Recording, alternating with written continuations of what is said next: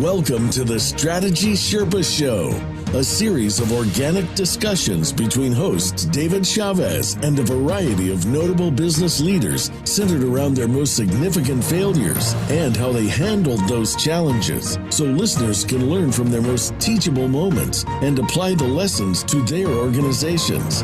Now, here's your host, David Chavez. Hey, everybody. This is David Chavez, the Strategy Sherpa, and boy, do I have a great guest for you. I have my second client I worked with when I started doing scaling up coaching, and he's here today. He sold his company during COVID, actually, too. His name is Ryan McDougall.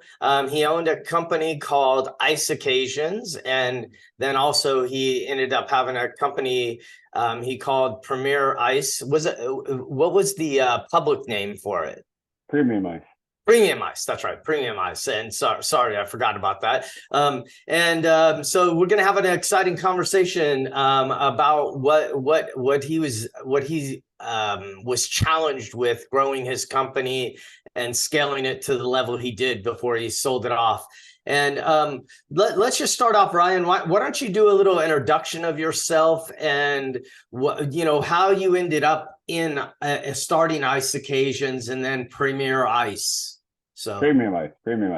I want to say Premier, but sorry about that. Premium Ice. Maybe that was the mistake. I put the wrong name on the business, right? So yeah. So right. My name is Ryan McDougall. I started a company here in Las Vegas called Ice Occasions in 1997. Moved down from Canada. Didn't know a single person. Moved down to start a business making ice sculptures originally from molds is kind of where we had started.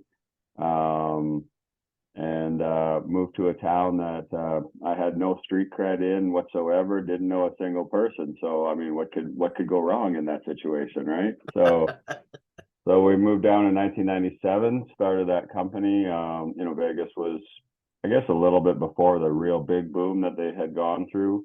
It was pre the Mandalay Bay, pre-Bellagio, those kind of things, right? And started the ice carving company. We sold ice sculptures to the hotels, casinos, weddings, etc. Oh, and then some interesting trivia there. They were on TV sometimes too, weren't they? We did it. You were part of it. We Yep. did a pilot for a reality show. Don't actually remember what they tagged it with the name, but went to the Food Network. We went to your friend's place where we did the employee Indoor party. Employee party where we did the indoor go-karting and such.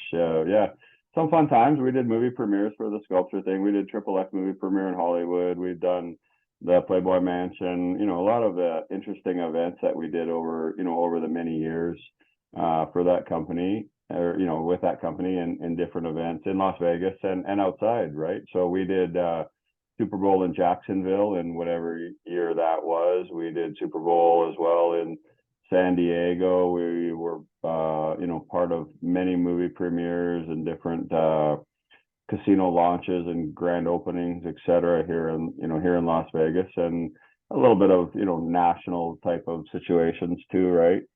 We did stuff back to Nashville, different parts of the country, different events people dragged us to, whatnot.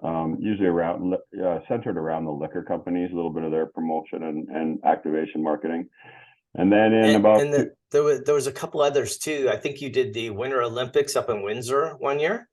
No, so we're not supposed to talk about that, David. That's where the many years of therapy has got me cleared of that, right? Yeah. So we did the 2010 Winter Olympics in back in my home country in Canada, and we built an ice lounge on the back deck of a fellow's restaurant just straight across from where they would present the medals in Vancouver. And then we also built a lounge at the base of one of the runs in Whistler. But those were interesting stories. We could do a whole series of shows, I believe, on some of those escapades that we went through. Then Hell's Kitchen too. Yeah, Hell's Kitchen, etc. Right. So that was basically where you had come on too in 2009, 10. coming out of the economic crash, right? So, we had a very viable business going into that economic crash, and then literally overnight, the faucet turned off, and we had no more income coming in. Basically, we were not, how would you say, we were not really the favorite child of people spending money, because we had a lot of wow factor built into us, right? People spent a little bit of money and got a lot of wow impact from it. People thought, wow, what a great piece that you purchased for this party, this high end event. And then in 2008, 9, and during the economic crash, that went the wrong direction. People weren't spending a ton of money, but people thought they were. So in the case of fiscal responsibility, we were in a bit of a pickle. And so, the faucet turned off, the income stream, basically literally almost stopped. And once again, we realized that maybe we weren't quite as diversified as we need to be. So in 2010-ish, 11-ish, that's where we started Premium Ice. Premium Ice, put that on your computer, David. Premium Ice. Premium Ice.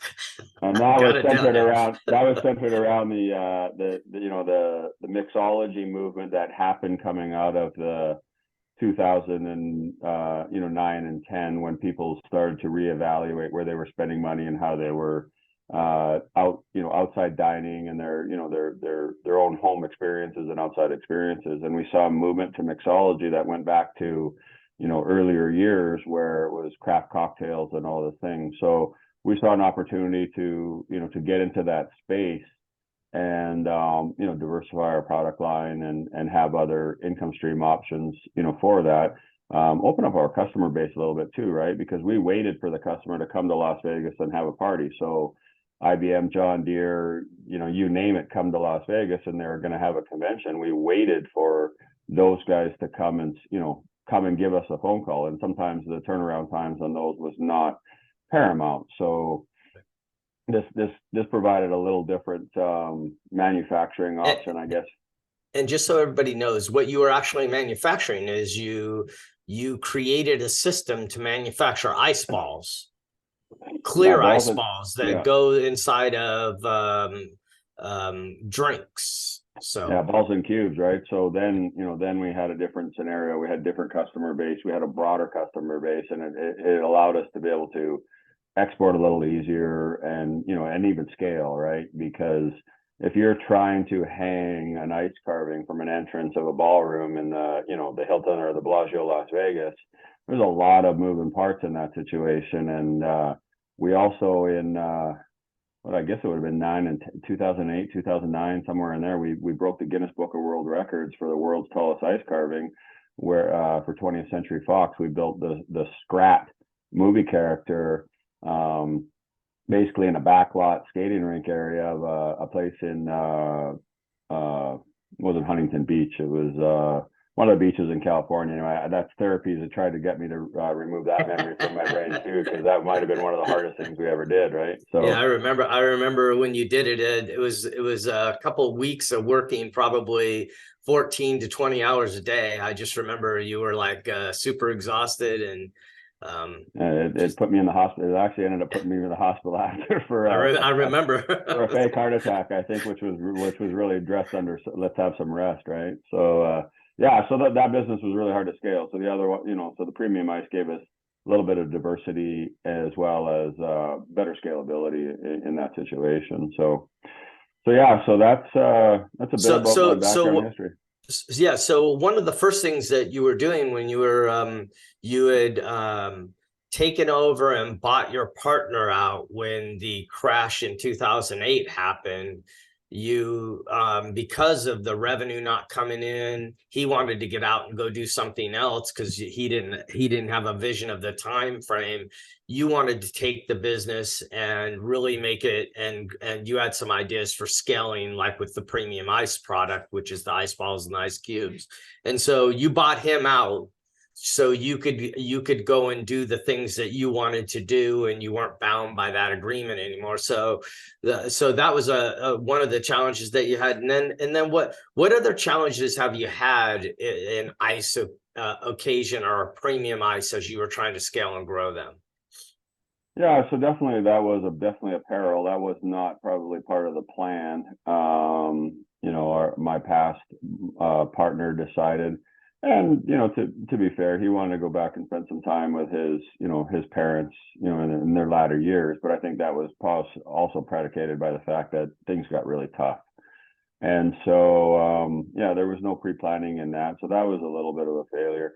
I think one of the bigger failures that we had within the systems of what we did is, and you say this a lot, right? You don't know what you don't know. And when you start out as a, one-man show and, start to grow that into something, we didn't have a real sales channel, right? So when 9/11 happened and the faucet turned off, and when the economic crash happened and the faucet turned off, we didn't really have a really good sales channel. Like our motto was answer the phone, show up on time, do what they said, that, present the customer with exactly what they had asked for, and don't give them any stress.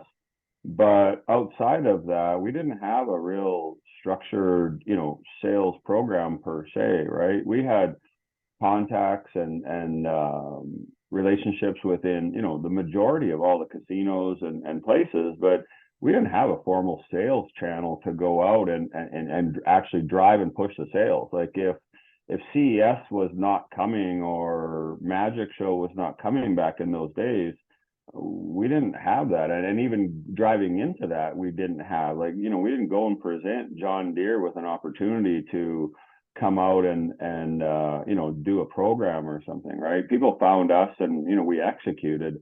We didn't have a formal sales channel. So especially going into the economic crash, when those situations happened, sales dried up very quickly. And so we were left scrambling, trying to, push revenue through the business, and keep the doors open, if you will, per se, by just the luck of the phone ringing or, relationships that we had, from the past sales or repeat business, right? So yes. So I see this with a lot of manufacturers, especially specialty manufacturers like yourself, that they concentrate on delivering excellence in the product, which is not a bad thing at all.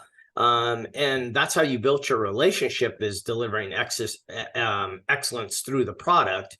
But when you and I were talking about you coming on the phone, I think one of the biggest things you said that probably challenged you the most is that you never really developed the sales and marketing parts of the business the way you probably should have. And what we'll do is we're getting ready to head into a break in just a few minutes. So when we get over into that break, we'll talk a little bit more about some of the sales issues. But I wanted to bring up to everybody that, Assured Strategy, we at Assured Strategy, where my company, we have several webinars, and some are live, some are on the they are webinars, and some are live web workshops.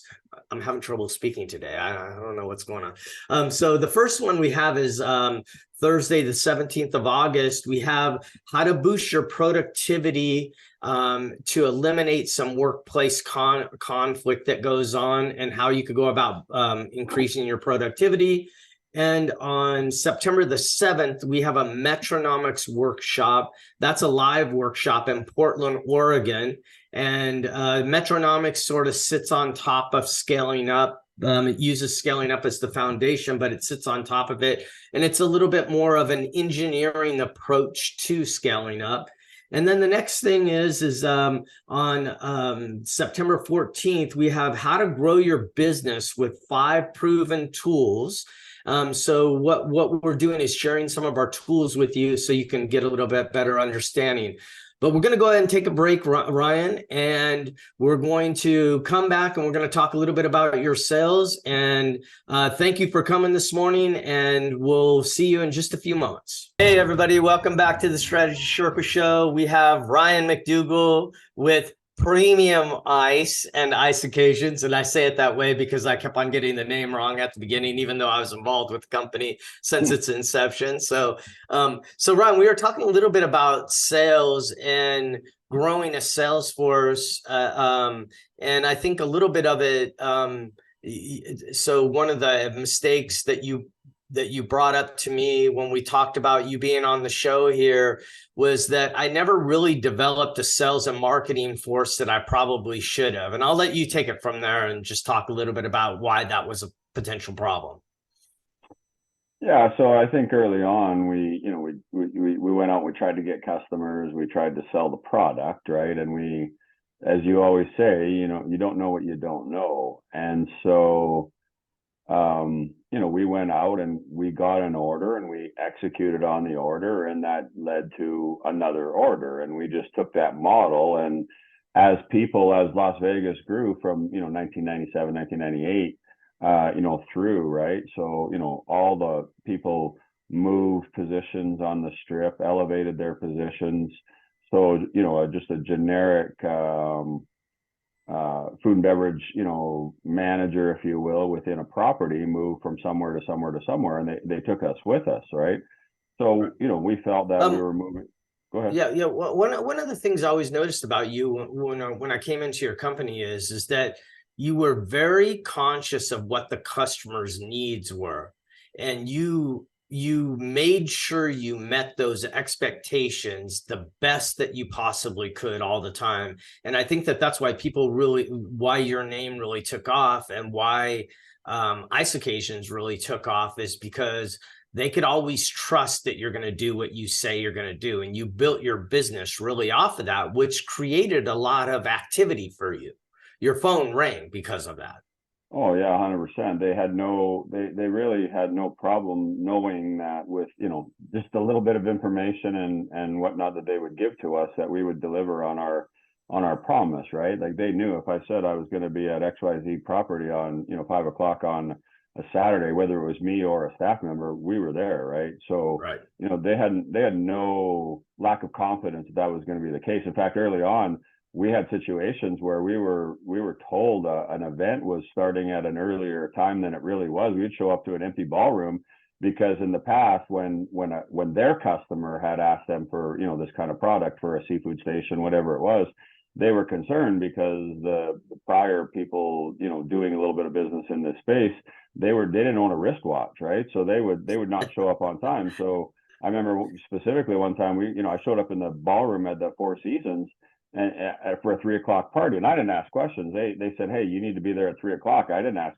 why or not, right? I showed up, the ballroom was empty, and I phoned my contact and I said, "Hey, I'm here in the ballroom. Did I get the letter wrong? Am I in? Did you say B or D?" And the ballroom's empty. And they said, "Oh my gosh, why are you here so early?" And I said, "Well, that's the time you told me to show up." And they said, "Oh my gosh, I lied to you a little bit by a couple hours because our previous, supplier was always late. So I had to lie to them and have them show up on time, right?" So, there's a little bit of a mistake too. We didn't really have structure, right? So we didn't have, a concrete ordering system and all those things, right? So when you talk about scaling a business and scaling up and, building a business, those were mistakes that we replicated, right? We went to the second business and we didn't have some of those concrete systems in place, right? And you speak about that a lot in your work with us, that as you get to different levels of business, your systems and your policies and your systems, they have to change as you get larger and larger business and more people. I remember the day we met, and I was having a lot of problems within my business, and you were speaking at a convention. I think we maybe even kind of partly put on, and the SBA brought you in, and you said when you get to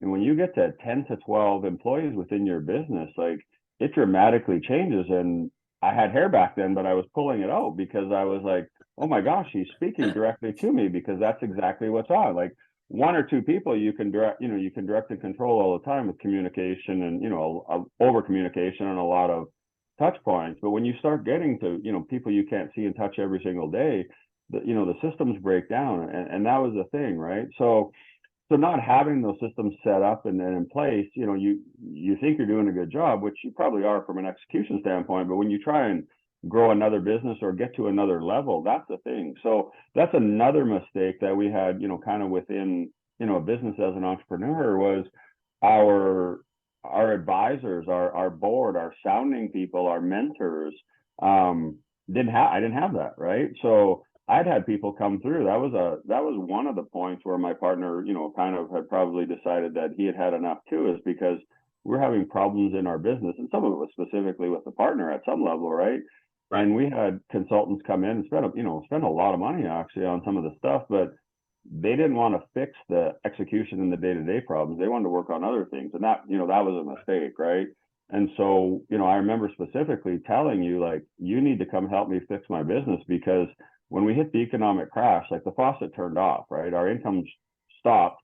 And so we had to pivot, right? We had to cut costs and do different things to keep the business alive.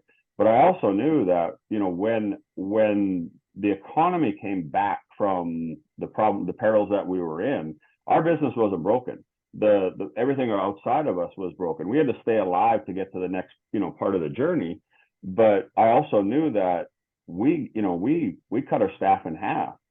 But I also knew that when that came back, we were going to be hit with a tidal wave that was probably going to be more detrimental than a lack of cash flow issue, because we're going to be overwhelmed with too much opportunity, and we could drown within that, right?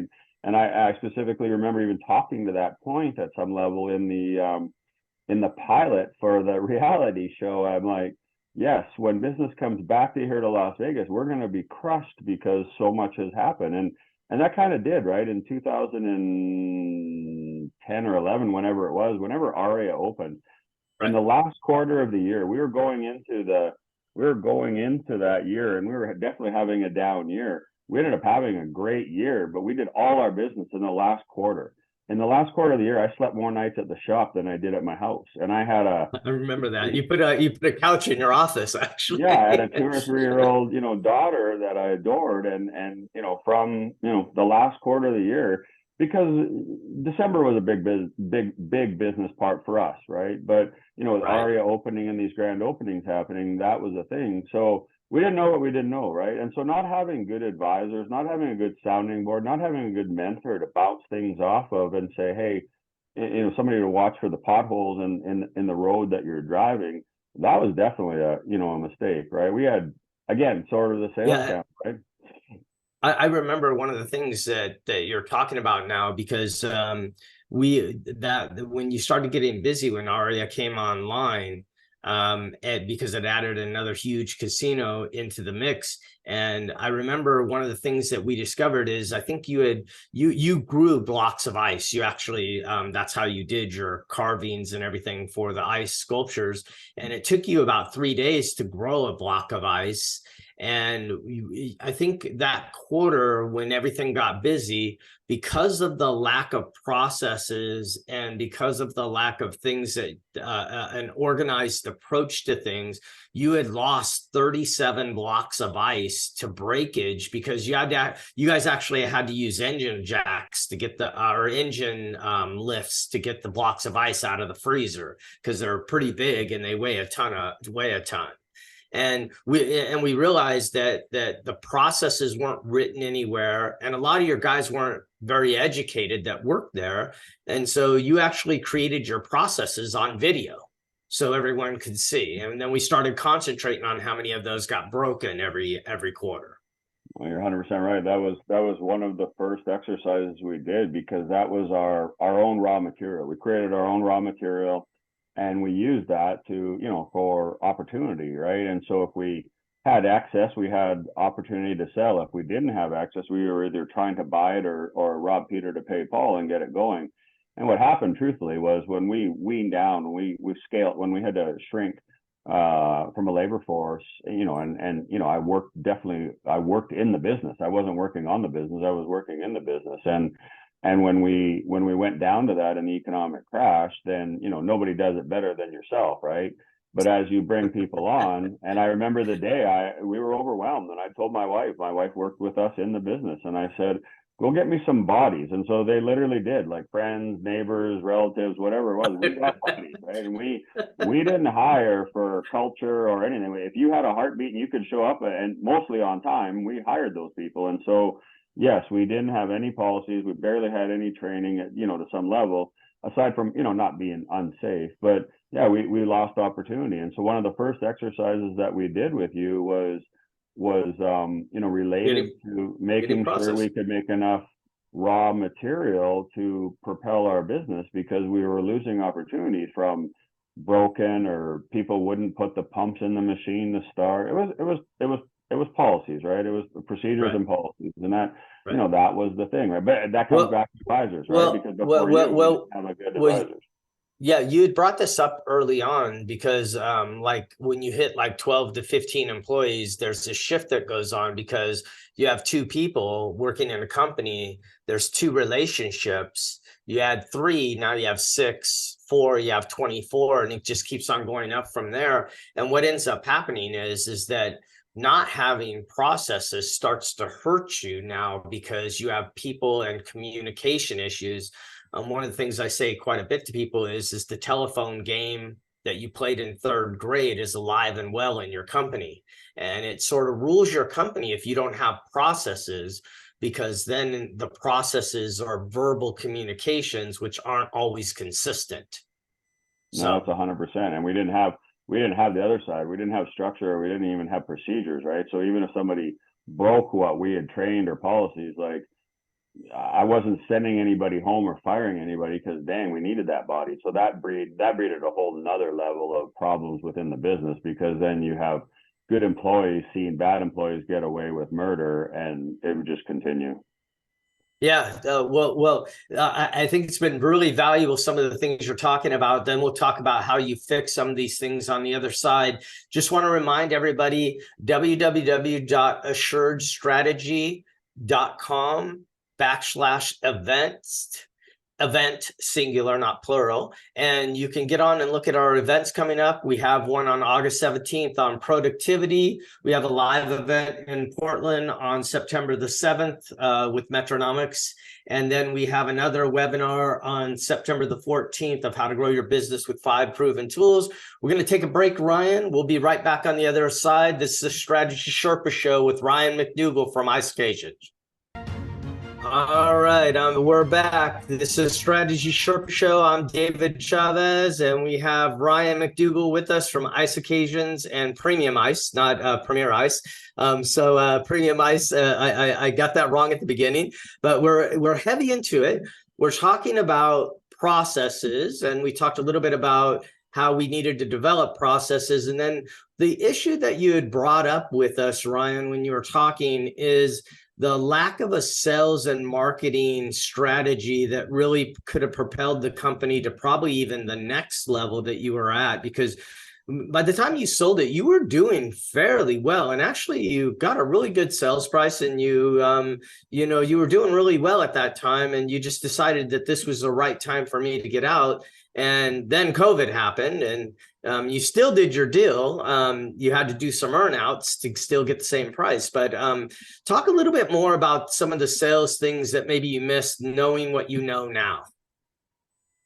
Yeah, so I mean, we talk a lot about that was, the problem not having a, formal sales channel, but, just even in discussion now, I realize that at some level we didn't have any channels, right? Like we didn't have policies, procedures, we didn't have documented things. And, when you look at exit strategy as a planning, as a strategy, right, it could be 10 years out, right? But one of the things that leads you to do is look inside your company and look for the holes, right? As a one-man band or an entrepreneur, and I've listened to, your past shows, and, one of the previous guests said, they were not college educated. Well, I wasn't college educated either, right? I'm an auto mechanic by trade. So at the end of the day, what do I know about a balance sheet or a profit and loss statement at the end of the day, right? So you learn as you go, you learn on the job. I use the term a lot, like, we were fixing the airplane as we were flying it, right? And as you hit turbulence and you drop the wrench into a cavity, like it becomes a little harder to fix the problem. So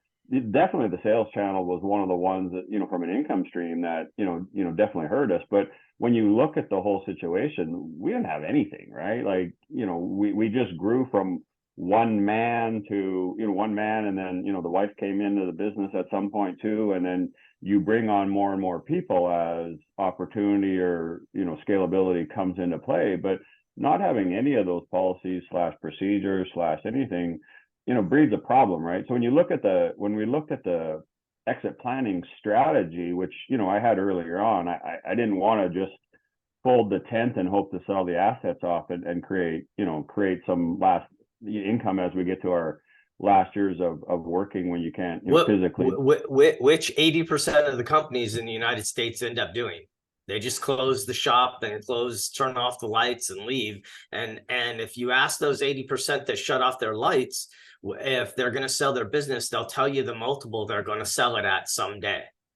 So. Right. And that's an interesting exercise, and it forces you to look inward, right? Like, right. I remember in the early years, right, you would call me up on a weekly chat or whatever it was we had, and your opening line after yo was, "Are you working in your business or on your business?" Right. And I had read some books, I had read the E-Myth, and I had done some stuff to try and help myself, but dang, like, we're not doctors, we're not lawyers, we don't know what we don't know. And that's where you have to go to have better advisors and better help at some level. And unfortunately, too much times in business, you think you can't afford that, right? And it's, you look at the cost side of it instead of in the investment side, right? And I think we were guilty of that a little bit too. We spent more money than we had to bring an advisor in at the worst time. I was bleeding money. We didn't have a bunch of income. Our income stream had turned off because the economy had changed. Our business, not our model hadn't changed, but the business climate had changed. And we knew coming out of the other side, we were going to have problems. And that's when we wrote the check to bring you in to help fix these problems coming out of the other side, because we knew we were less likely to die from a lack of income and more likely to die from too much opportunity or, employees or entrepreneurial self-implosion, from the opportunity, because literally the faucet turned off. We were multi-million-dollar business that overnight the faucet turned off. I mean, COVID brought the same thing on, right? So the lessons learned in 2008, 2009 presented itself, but having advisors and having somebody to bounce something off was the thing. And that's one of the things you taught early on, like, are you working in the business or on the business, right? I have to make a comment, because I recalled it as you were talking, that you actually withdrew the money from your IRA. And I remember you telling me, like, look, if you're not the real thing, I'm withdrawing my life savings out of my IRA, and I'm trusting you to help me really change this business and get it aligned. I remember you telling me that, and there was a lot of pressure on me from that too, because I knew you were trusting in what we were doing and what we were going to go and do, and you were willing to invest in it, like you said, and not look at it as a cost, because you knew what you were doing wasn't going well. So sales weren't going well, but you ended up getting the sales started turning back on as the economy came on. What's your realization now of what you know, and why you think sales and marketing were a mistake for you? Because do you think you could have been double the size? What is it? Well, yeah, we definitely could have grown exponentially too, right? But we're a little bit guilty of being entrepreneurial, fat and lazy, right? Like, we got to a certain point where lifestyle exceeded what your dream was. I remember vividly, like, when I got into this business, I was a 1.5% owner of 23 or 24 people that we had raised money coming out of Canada, come down to Las Vegas. That part of the reason for the business to get started was a bunch of Canadians to have an actual tax deductible excuse to be able to travel to Las Vegas, right? So I don't even know if that's, I mean, I just actually seen the business plan again in my office the other day as I was cleaning some stuff up, but it's kind of crazy when you read back to that. So, we had grown to a point where, early on, I just thought, hey, if I can make enough money to pay my house off before I retire, that's my goal, right? And, you're working in your business and you kind of just own your own job. Like, you don't own a business, you own your own job, and you provide yourself a good income, right? But when you start to see the opportunity in front of yourself, and then you get scared too, right? Because you think that it's what you talked about, right? Your telephone game and your touch points, as you get larger and larger, you're out of your comfort level, right? And so when you start to get those many people, and those different personalities brings conflict and a few other things, but it exceeds your, kind of your wildest expectation. I remember very, very early on in the journey of starting this business, moved down to Las Vegas, didn't know a single person, didn't have a U.S. Social Security number. Getting the power turned on was actually an accomplishment, right? Pre 9/11. And I remember reporting back to, the advisors, the shareholders that we were working with, and I said, this is going to be twice or four times as hard as we ever even had anticipated. But the opportunity is 4 to 10 times even larger than we actually had anticipated if we can execute, right? And that's the thing. And so you get into a position, later on we got into a position of comfortability, right? You have a nice family, you have a young daughter, you want to travel or spend time, and you don't want to kind of quote unquote rock the boat, right? So I remember one of the exercises we did on your one-page strategic plan was, where is your sandbox and what are you going to play and, where do you want to take this to? And that got a little scary, right? Because, you're doing a decent amount of revenue and you're making a decent amount of money, what you think. And then you look at that on a paper and think, wow, we could be doing a lot more. But with that, at what expense, right? At what personal expense of time or stress level or whatever. And when you look at your sandbox, you're like, well, we work in Las Vegas, Nevada, but we also, we work outside. We work in the West, I guess, if you will, right? And I remember back in the day where funny story, we were doing the Super Bowl in Jacksonville, Florida. And I mean, anything that could go wrong did go wrong. I mean, there wasn't enough hotel rooms over there. They brought cruise ships over there for, players and team personnel to stay and all those things. And we hadn't booked a hotel room. Like, I remember sending my partner over there. He's like, well, where am I supposed to stay? I'm like, I don't know, just get over there and figure it out, right?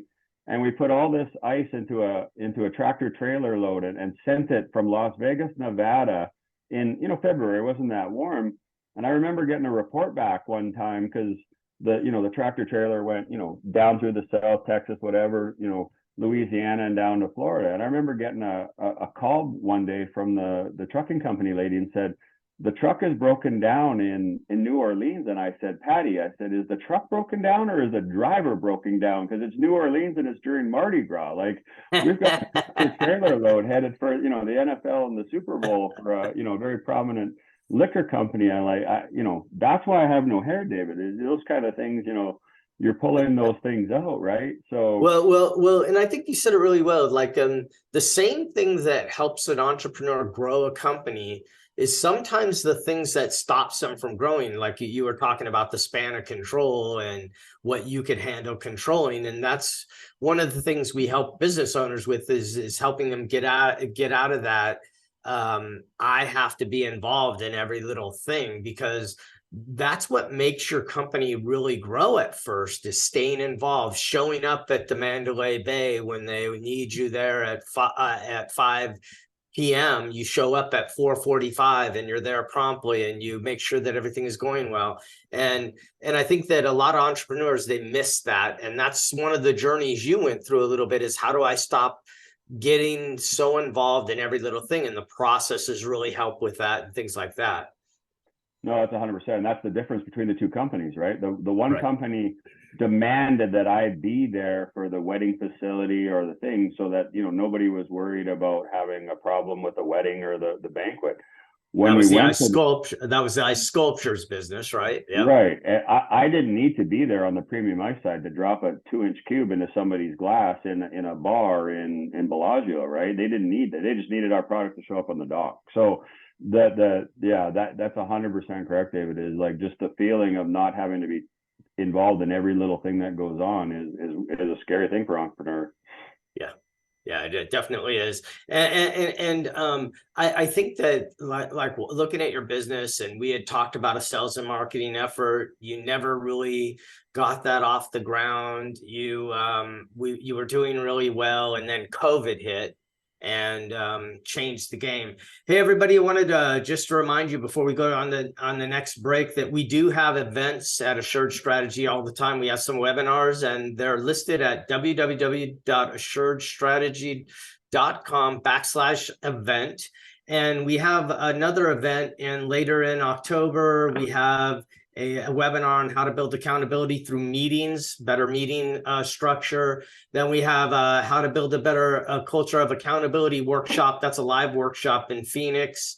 And then we do have a scaling up workshop that we're doing in Dallas on December the 6th. So that's our next live scaling up workshop. And I just want to bring all these to your attention and take a look at our website for some of these things because they're valuable and they can help you. We're going to take a break, Brian. This is the Strategy Sherpa Show with Ryan McDougall with Premium Ice. I'll say the other company this time.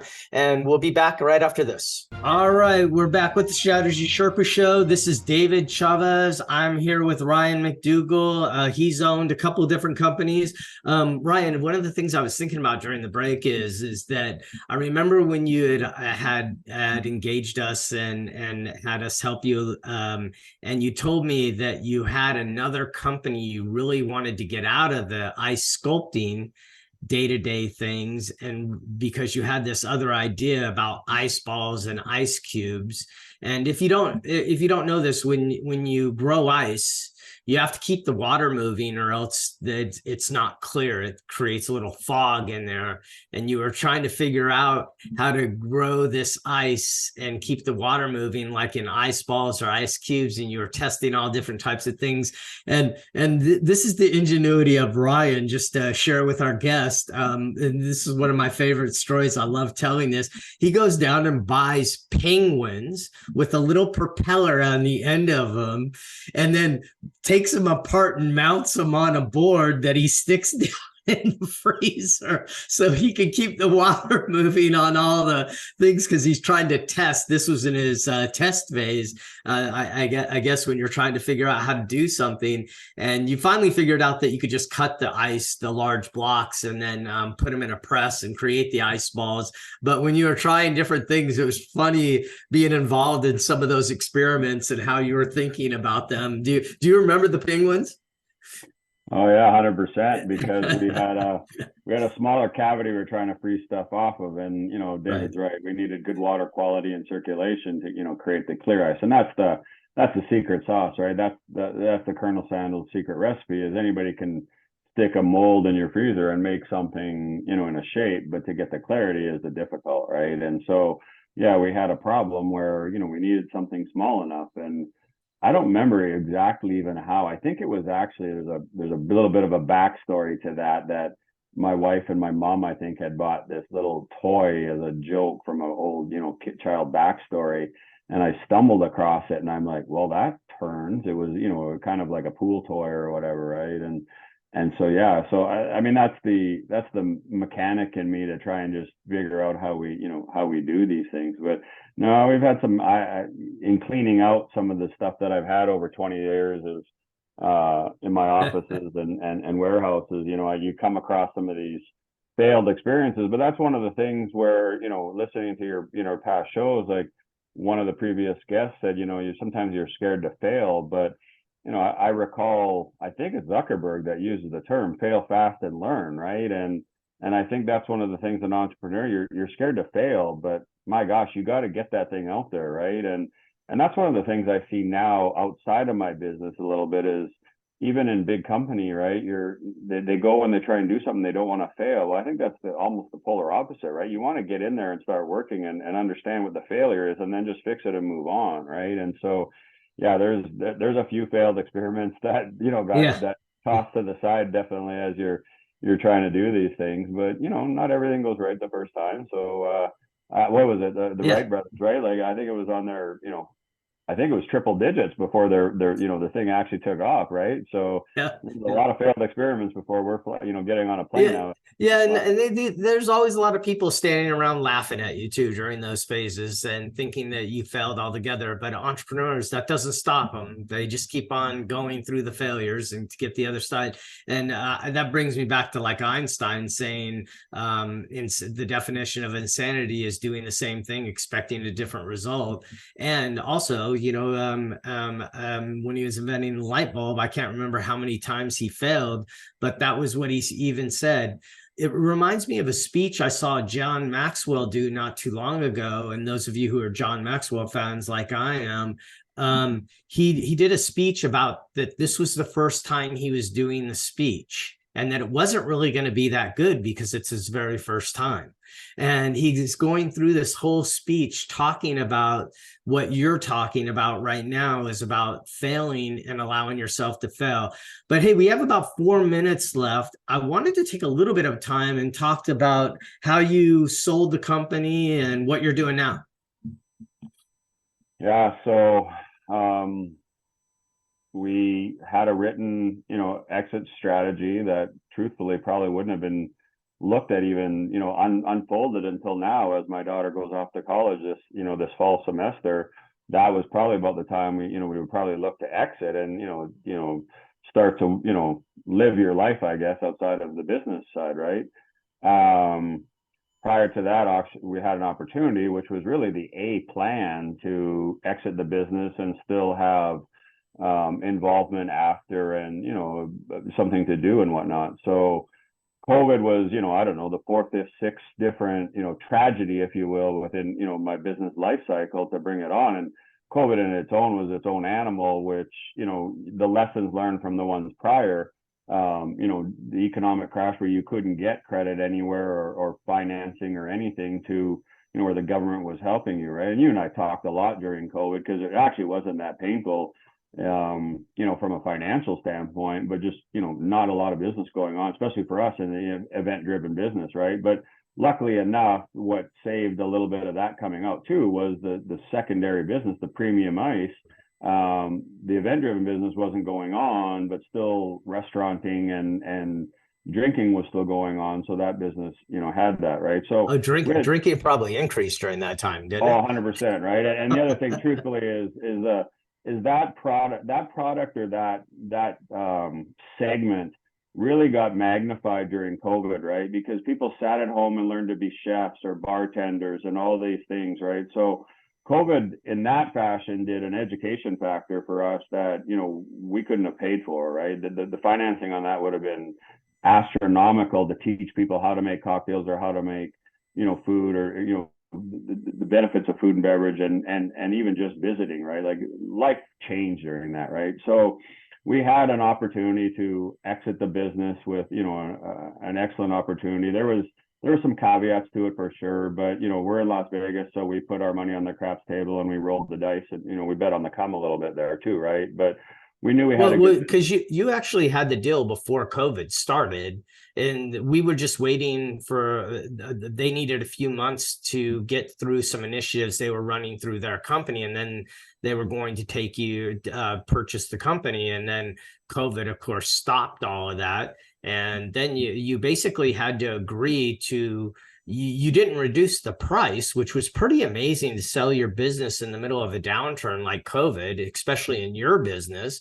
And then, so they didn't reduce the price, but they had earnouts for you. And so you ended up getting everything you wanted because you knew that right after the economy started coming back, it would just come back with a vengeance, which it did. Yeah, we had full confidence in what we had built, right? And that was the thing, right? We got about a minute left, Ryan.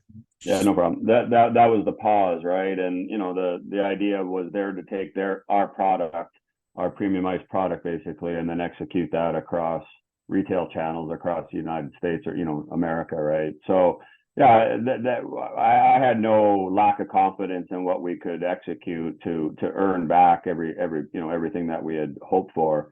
But that's what we're doing now. Is I've stayed on, retained a position over there to take that product nationally and put that into grocery stores across America. So maybe one day you'll walk into a grocery store and you'll have a fancy ice cube to go in your cocktail, and that'll be part of your legacy even you created, David. Yeah, right. Well, it's great listening to you. And I think that what you were saying is that if you would have had a sales and marketing team, you probably could have increased the valuation of your company a little bit, maybe even sold it for a little bit more.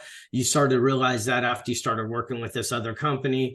And so I appreciate your time today, Ryan. It's always good to talk to you again. We haven't talked to each other very much in the last few months. And so we stay in touch pretty often.